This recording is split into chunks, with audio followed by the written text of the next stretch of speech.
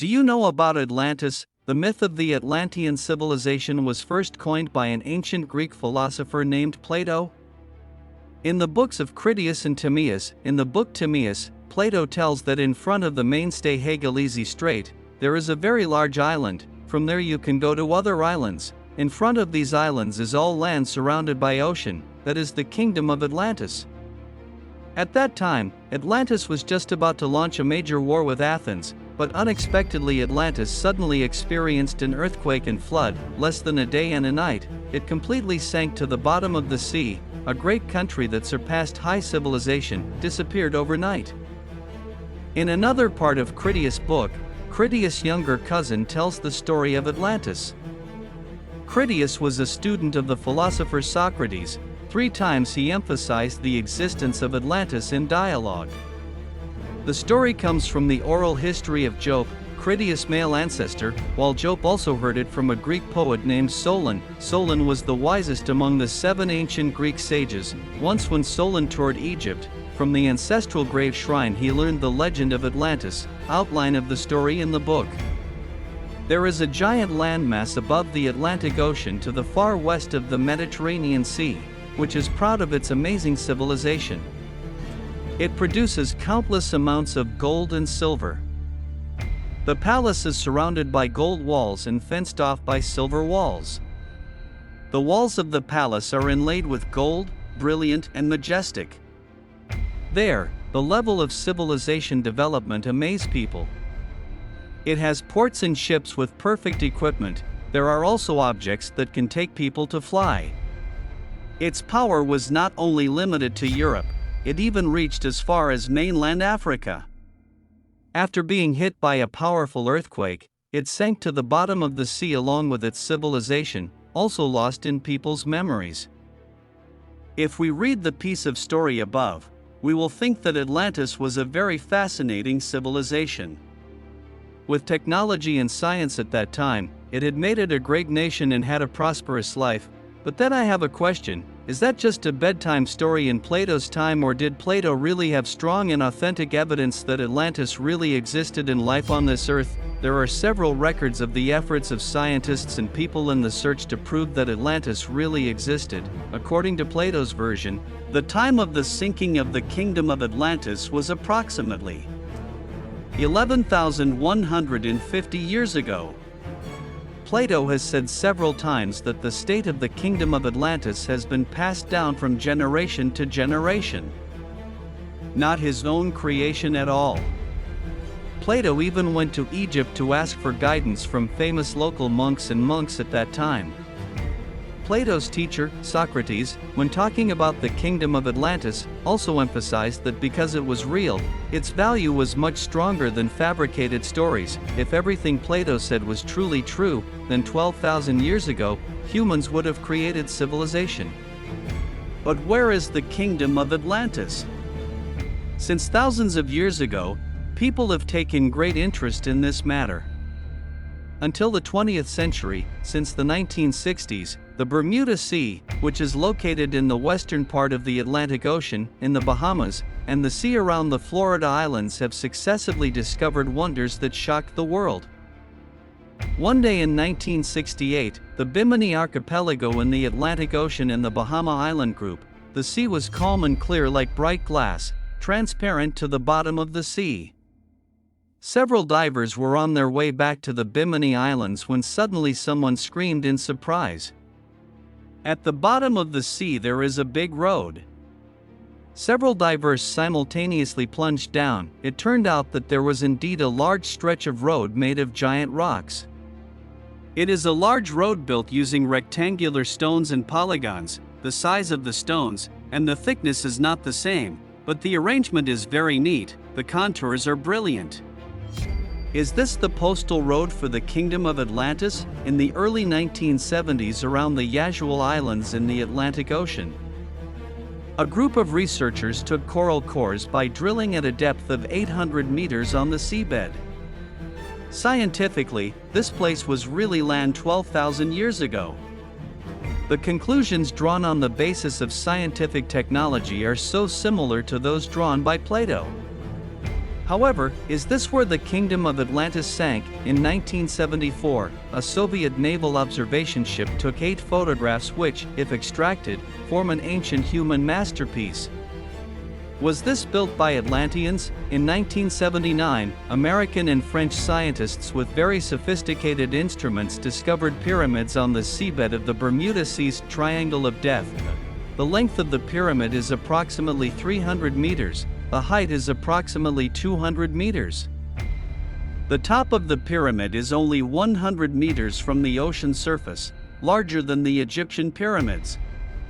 At the bottom of the pyramid there are 2 giant holes. Sea water flows at an amazing speed at the bottom of the holes. This great pyramid, was it built by the Atlanteans?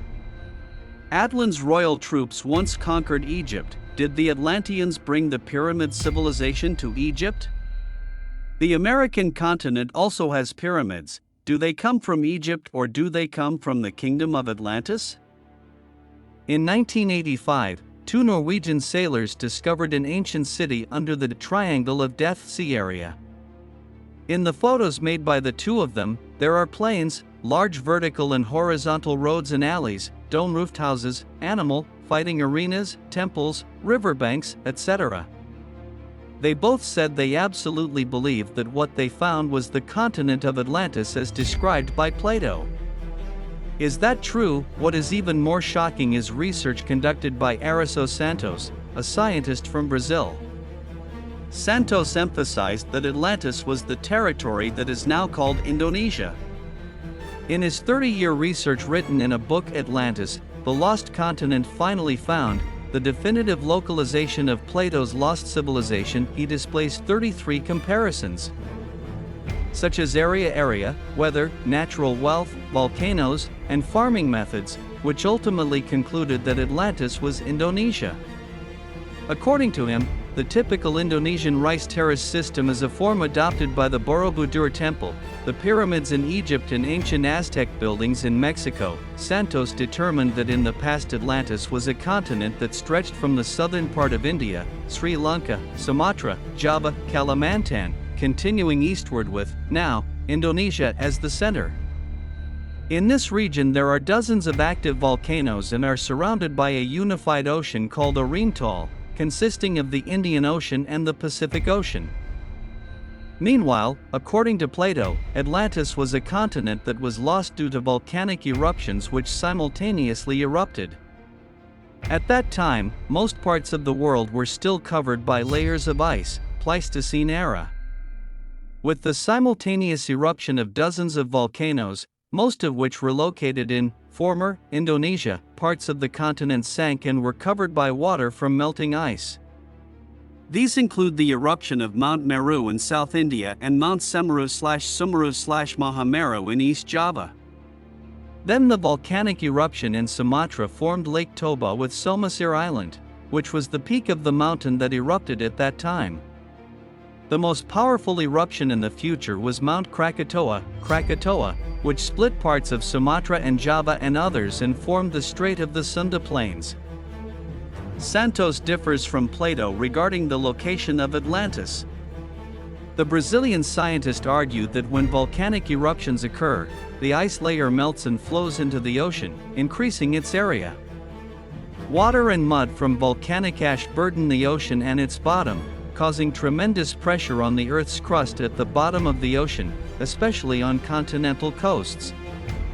This pressure causes an earthquake. This earthquake was further strengthened by the mountains which erupted successively and caused powerful tsunami waves. Santos named it Heinrich events. In trying to express an opinion based on world history, Plato appears to have made 2 mistakes, first regarding the shape/position of the Earth, which he said was flat. Second, regarding the location of the continent of Atlantis, which is said to be in the Atlantic Ocean, which Santos opposes. United States military research in the Atlantic region proved unsuccessful in finding traces of the lost continent. Therefore, it is not arbitrary that there is a proverb that says, "Amicus Plato, sed magis amica veritas." Meaning, I like Plato but I like truth more. However, there are several contemporary circumstances on which Plato and Santos agree.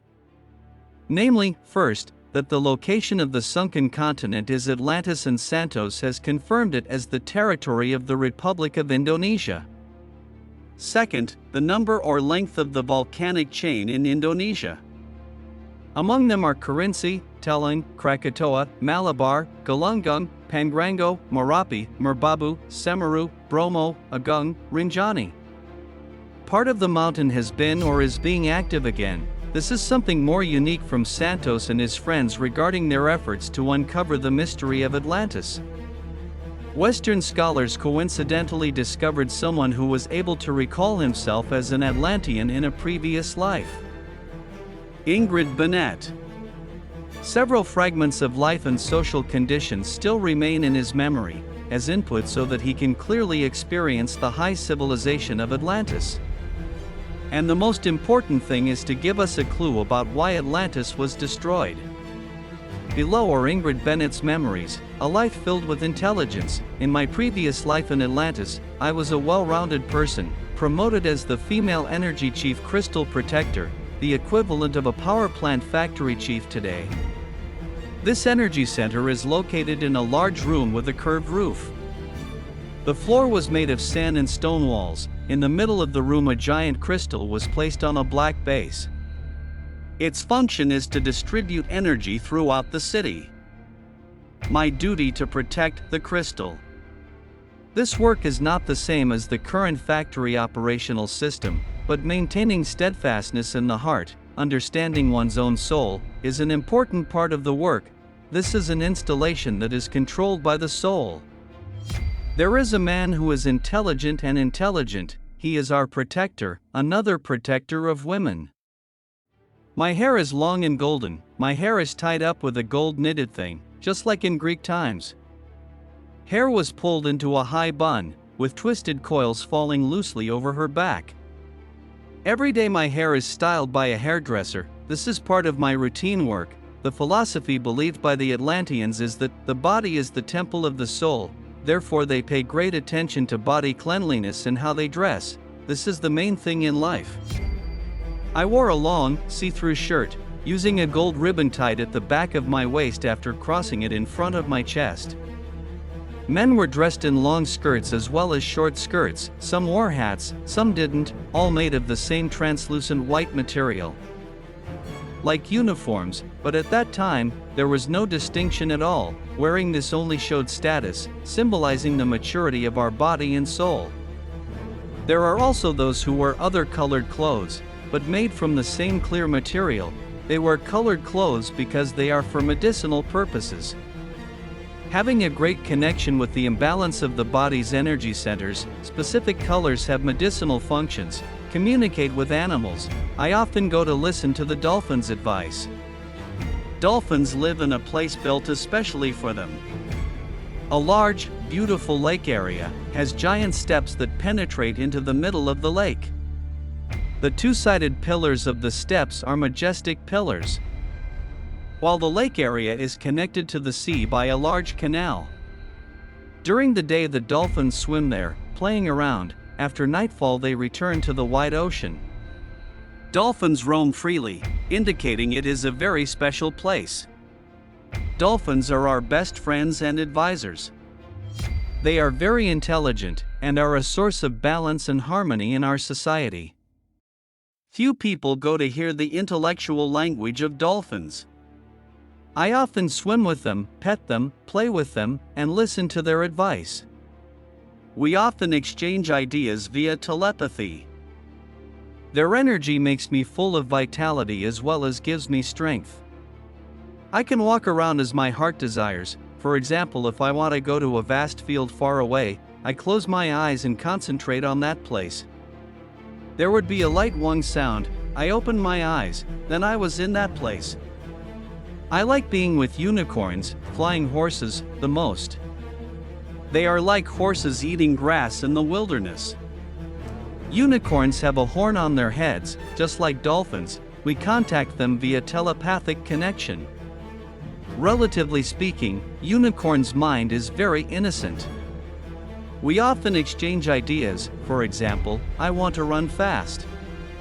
The unicorn will answer, okay. We ran together, our hair flying in the wind. Their souls are so calm, peaceful, inspiring respect. Unicorns never hurt anyone, let alone have evil thoughts or intentions. Even when they encounter challenges, they will remain so. I often feel sad for people today, because I don't believe in the existence of this animal at all. A soul builder told me, when the world returns to balance and harmony, everyone accepts each other, loves each other, that's when unicorns will return. But beautiful, scenic environment. To the northeast of Atlantis there is a very large tract of grassland. This meadow gives off a gentle fragrance, and I like to sit there to meditate. The aroma is so warm. The uses of fresh flowers are numerous, so they are planted widely. For example, blue and white flowers planted together. This is not only very visually appealing, is very necessary for the effectiveness of the vibration. This grassland is cared for by people who have special training and are of high quality and have a wealth of knowledge. The herb master begins to care for them from the moment they bud, then plucks and extracts their life essence. In the work environment at Atlantis, there were rarely anyone in low positions. No matter how humble his job is, he is still seen as an important member of our society. Society is used to respecting and complimenting the capability of other people. Those who grow fruit, vegetables, and grow nuts also live in the Northeast. Most are botanists, nutritionists, and other food experts. They are responsible for providing food for all civilization.